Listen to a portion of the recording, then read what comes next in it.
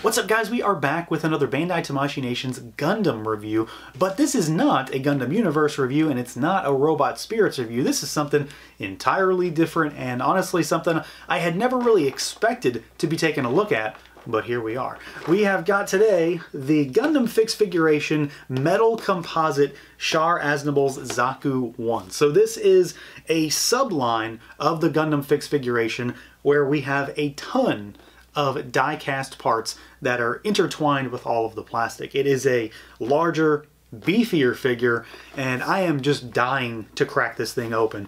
It looks like so much fun. So I think we've got a treat on our hands today for sure, especially if you're into older Universal Century stuff, which is definitely up my alley.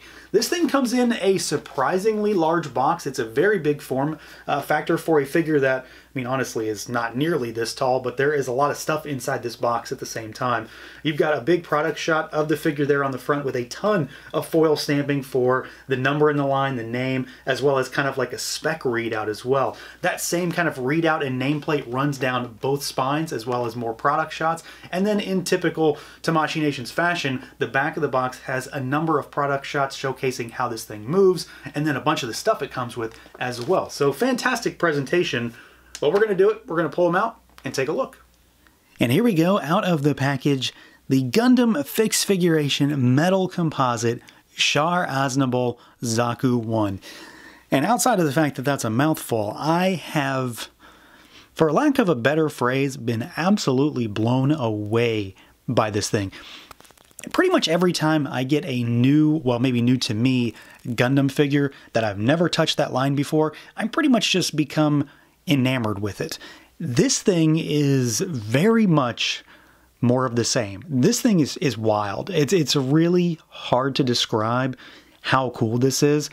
It's a larger format figure.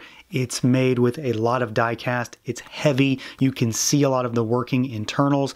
Its articulation is crazy for something this big. And I mean, mobile suits are generally kind of thick, and in many ways they look kind of clunky, but this thing moves so well. Honestly, I'm concerned that I'm not fully aware of how much actually moves on it, because every time I touch it, something else is moving that I didn't notice before. Little things that will allow it to move better than you moved it the last time, because there's like a little locking mechanism here and there to allow things to sort of open up almost. It's really weird for someone who has never touched one of these to really just jump all in on it, but I'm really having an absolute blast with this thing. So let's see what this thing can do, see how it moves around as best as I can explain it. Because like I said, there is a lot more to this thing than meets the eye.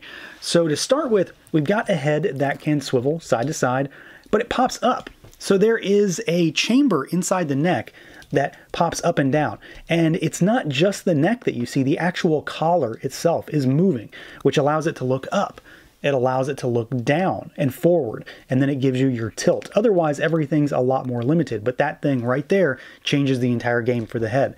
The arms go out at the shoulders. Despite having the huge side panels at the shoulder caps, the arms move all the way out. They rotate as well. There is a butterfly joint that pulls the entire shoulder out of the socket to allow you to get full range of motion across the chest. Rotate all the way around. The shoulder caps will bobble back and forth, side to side. You can flip them in and out because they're on kind of like a gimbal almost in there. So you can move them all the way out. That goes for both sides, so you can get them out of the way, pose the arm, and then put the caps back on, and the shield in this case, to sort of cover what you've done. You've got a bicep swivel. We've got our double jointed elbows, and these things have crazy range of motion on them. So they go pretty much all the way back. There are a lot of different parts here that actually move, and some plates that will actually move with it. Like these plates right here will almost sort of separate a little bit to allow motion to occur. It's little things like that that I feel like I'm honestly kind of missing at times. You've also still got a rotating elbow. So it's a double joint with a rotating elbow. You've got ball hinges and rotation at the wrist there. The torso is really interesting. So you've got full rotation, but you've got to worry about these plates because they're going to pop out, but you rotate it and then you can sort of cover it back. So like the sort of skirt piece, the girdle almost on it will do that. The cockpit will open up, so the top pops open and then the bottom pops open, and you've got your cockpit there, so you can put that back. He goes backwards with the help of a joint inside the torso. What you can do when it comes to moving it forward, though, is really, really weird. So you can pop this sort of skirt piece forward a little bit, pull it down like that, and then there is a hinge at the crotch, like an actual hinge that allows it to lurch forward almost. It's really, really weird. And you can't know that really well until you start opening it up, because you can see everything that's going on inside of there, because you can move these skirt pieces all the way back. They're ball jointed and they're on hinges within the actual sort of crotch skirt area. It's really crazy exactly what this thing is capable of doing once you start moving it all around. And then you've also got like super tilt side to side. Legs go out about this far, which, I mean, you don't really need your mobile suit to ever do the splits, but it comes pretty close. You've got, let's move that arm out of the way, you've actually got a drop down leg. So this joint here will allow you to rotate and drop down the leg all the way at the side. So it's kind of a tight joint, but you can see it move forward and backward there. You've got a thigh twist. And when you bend the knee, one of the coolest things on this figure happens. You can watch these plates move. So everything will open up right there. The knee joint open up, the thighs open up, and you can see some of the internal die-cast pieces there as well. And of course you get really crazy range of motion. You've also got this plate back here that will move with the figure. The ankles have a drop-down ankle, so they drop down at the foot, and then you can tilt side to side to get better range. Otherwise, they're a little bit locked down. And then these pads on the feet will also rock back and forth a little bit to act as sort of a heel and a toe. And you do have rotation within the ankle as well. Of course, it's locked down because of the sort of flared shin guards there. But then you've got hinge forward, you've got hinge backward as well. So yeah, I mean, I'm sure I missed something on this thing. Undoubtedly, I think I missed something here. But it moves so well. And it's not just the way it moves or how well it moves, it's being able to sort of watch it happen and see all the construction inside the figure. That is so much cooler for me, because I like knowing how things work when it comes to my action figures. And this thing is just a shining example of that. So, you know, that's a huge crash course, I suppose, in how this thing moves. But I can't really tell you enough that it has absolutely surprised me so much with what it can do, how easy it is to move it around, and just how much fun it is to pose it for such a big, heavy figure. On top of all that articulation, though, there is a really beautiful figure here. This thing is honestly pretty much firing on all cylinders across the board for me. But when it comes to the looks, it's just nice to look at. And I say it a lot, that's a huge component of a figure for me. I love when a figure can move, and this thing can definitely do that. But if it can just stand still and look cool without being in a flashy pose, that's an instant sort of letter grade bump up for me. And this guy is just really fantastic. The color scheme in general, I mean, I'm a big fan of Char's suits across the board. The color scheme of the browns, the sort of dark grays, and this sort of lightish red, skewing almost on the pink side in many cases, I think works really well. It's just different, it stands out. But this figure in particular, with all of the die cast inside of it, it just looks a little bit more, I guess, real, for lack of a better term. And obviously that doesn't make any sense here, but it looks more mechanically accurate. You know, you can see all of the joints on the back that are, of course, metal, and they have that sort of gunmetal color. They're a super lustrous silver, but they also have some darkness to them. All of the tampography for the Zeon logos, the 08 on the chest is all really clean and crisp. You've got what would normally be little decal spots on model kits are all done. You don't have to do any of that here, obviously. And they're all really clean and crisp and just nice to look at. I'm glad I don't have to worry about stuff like that, because when it comes to kits, that's the one thing I really don't like doing, is even remotely applying decals. It's not a fun aspect of the kit for me. So not having to worry about that on something like this is really nice. I dig the asymmetrical design of the Zaku in general. So you've got the big spiked shield shoulder cap over here, which again has more tampography on it. It looks really good. And then you've got the actual shield bar on the side that, of course, is a very telltale Zaku thing. This is a Zaku 1, so it's got the older style head unit. And this does have a moving eyepiece, which I'll talk about when we get to our to the accessories, because there is an accessory meant for moving the eyepiece, which is really cool. So you do have the option to skew that mono eye in there as you see fit, but it's just a nice looking figure. Everything is on point. The colors are really nice. The feel is really good. And again, a lot of that has to do with the heft and the weight of this thing being built upon a die-cast skeleton. But the plastic used here is like it's almost a brittly plastic, but not in a sense that you feel like it's fragile. It just has a more mechanical feel to it. So it feels like armor plating over top of a skeleton versus some sort of injected singular molded piece, which is also, you know, really nice when it comes to stuff like this, when the leg can move and you actually see those plates move, because I still can't get over how cool that is. It's a neat little feature. So it's a bulkier figure, it's a bigger figure, which again, I really like when it comes to Gundam stuff. When it comes to kits, master grade is always my scale, so 1/100 stuff. And that's what this guy is. It's about a 1/100 scale Zaku 1 in the Char Aznable color scheme. It really doesn't get much better than that for me, outside of the fact that this guy has tons of metal on it. So it's everything I like when it comes to Gundam-sized figures. It just has a lot more cool factor when it comes to the overall color palette, the cleanliness of all of the tampography, and again, the die-cast skeleton, visible die-cast joints is a really nice eye-catcher on this piece. Now, as far as accessories goes, this thing is pretty well loaded, so let's just jump into it. So we've got fists on this guy in the box. You've got a set of fists, and then you have 4 extra sets. I'm going to show you one of each. So we have a trigger finger hand. We've got a slightly more open trigger finger hand for a different set of guns. We've got the gripping hands, so regular gripping hands, and then you've got style posed, sort of pseudo gripping hands, depending on your situation.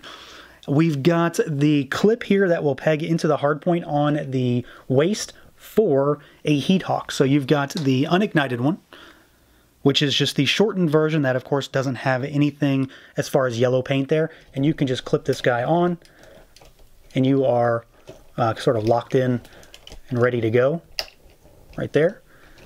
And then you've got the ignited one. So you've got this one here. It's a longer version, and it has the yellow stripe of paint on the blade to just indicate that it's been turned on. We've got a few guns when it comes to the Zaku as well. So you've got the sort of standard Zaku blaster rifle. It's got a movable scope on the top, and then it's also got an opening sight there as well, so you can see the actual red scope there. You do have the ammo canisters that will go on top, and you get 2 of those. And you've got the movable handle for when it's being held in 2 hands. So you can pop this off, and you've got a second one. You can pop this on the back, and you've got your sort of replacement ammo canister if you want to fully kit this guy out. And then we do have a second gun as well. And this one's a little bit different. Similar sculpt, but not exactly the same. So you've got the moving scope, but it doesn't have the lens cover on it. You've got the moving second grip, but then this one has the power pack on it. So what you do on this guy is you actually pop it into the back here, and it pegs into the backpack on the Zaku just like that. And that's how it gets its power, basically. So you've got 2 options when it comes to guns. You've got the high-powered version, and then you've got the standard version that can use the ammo canisters. As I mentioned before, we've got the little tool here that you use to move the mono eye around. So you pop this open at the top, and then you can get that in there, and you will actually move the mono eye from side to side. It's basically just an easier way than you having to cram your finger in there. So it's not something that I think is like entirely necessary, but at the same time, it's kind of a big quality of life thing, because before I realized what this was for, I was having a really hard time moving that around. So you just pop it up, move that in, and then you're good to go. So it's a really ingenious little accessory, despite how basic it truly is. We also get the Zaku bazooka. So this thing also has a moving second grip. It's got a moving scope, which also has the lens cover on it. This thing is absolutely massive. I mean, it's basically as big as the figure itself. And you can actually change this up. So you pop this off, this middle piece, and you put this one on, and it's keyed, so you can only put it on a certain way. And it goes like this, because I know what I'm doing. It goes like that.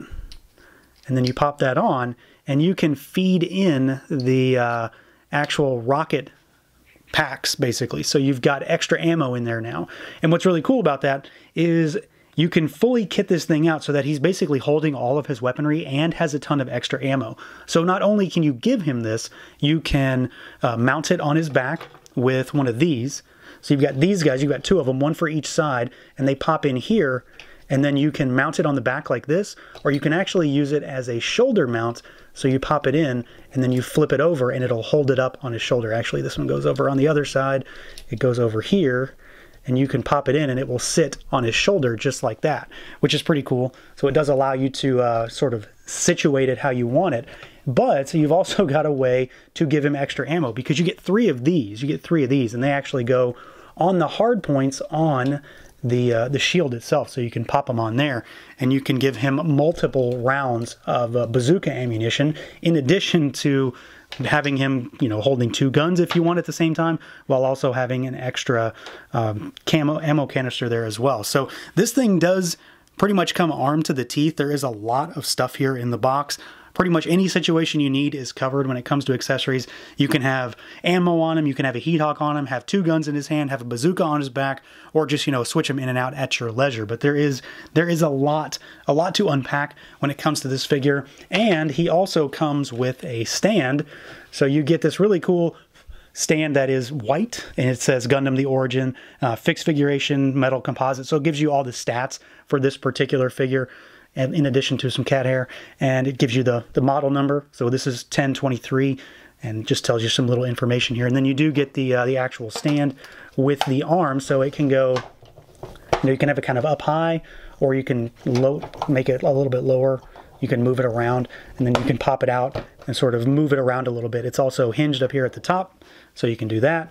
And it's a nice little stand. It's very sturdy, and then this piece here will peg into the bottom of the Zaku itself. So there's no claw or anything needed. It will peg in just sort of like a normal Bandai Tamashii Act Stage 4 Gundam kit. So there is, again, a lot of stuff here. There is a cool stand, and just, I mean, accessories for days on this one. So yeah, I'm pretty over the moon with this thing. I'd say it's obvious at this point. I really like the way this figure works. Everything about it is just something that does it for me. The articulation, he moves really well, but you can see a lot of it. And I love being able to see the engineering that goes behind toys, just to know how they work and what makes them tick. Aesthetically, it's very nice to look at. Even in a very vanilla pose, it looks cool. It has a nice cool factor. It is bulky, it's heavy, and it just has a nice commanding shelf presence. Comes with a ton of accessories. And honestly, for something that I never expected I was going to get into, I'm already looking to try to find an older RX-78 just to have something to complement this. This line is not very robust, but there are a couple that I'm already trying to go back and find, and I feel like I'm going to go down another small rabbit hole again, because this is a super fun figure. And again, like I said, when it comes to Gundam stuff, 1/100 scale master grade style size figures is exactly what I want, and that's exactly what this thing is. So that's going to do it for this look at the Gundam fixed figuration metal composite Char Aznable Zaku 1. Let me know what you guys think. Feel free to like, comment, subscribe, and share, and until next time.